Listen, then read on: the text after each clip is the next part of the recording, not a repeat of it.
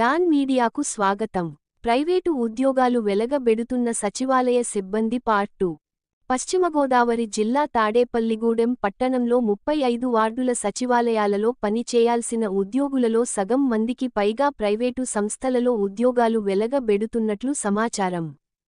తాడేపల్లిగూడెం పట్టణంలో 35 వార్డులకు సంబంధించిన సచివాలయాలలో సుమారు 230 మంది వరకు వివిధ విభాగాలలో విధులు నిర్వహించాల్సి ఉండగా సుమారు 90 నుండి 100 మంది మాత్రమే విధులకు హాజరుకావడం పట్ల సర్వత్రా విమర్శలు వినిపిస్తున్నాయి. వివిధ పనుల నిమిత్తం సచివాలయాలకు వస్తున్న ప్రజలకు సిబ్బంది సచివాలయాలలో కనిపించకపోవడంతో తాము ఎవరి దగ్గరకు వెళ్లాలని ప్రశ్నిస్తున్నారు. విధులకు హాజరు కాని ఉద్యోగుల నుండి ఒక్కొక్కరి వద్ద నెలకు 2000 రూపాయలు లంచంగా వసూలు చేస్తున్న మున్సిపల్ ఉద్యోగి సహాయ సహకారాలు అందిస్తున్నట్లు తెలిసింది. రెపో మాపో ఉద్యోగ విరమణ చేయనున్న సదరు మున్సిపల్ సీనియర్ ఉద్యోగి తన చెప్పు చేతల్లో ఉన్న ఉన్నతాధికారులను సైతం తప్పుడు సలహాలు ఇచ్చి సచివాలయ పాలనను పక్కదారి పట్టిస్తున్నారని సాటి ఉద్యోగులు గుసగుసలాడుకుంటున్నారని వినికిడి. విశ్వసనీయ వార్తల సమాహారమే మన డాన్ మీడియా.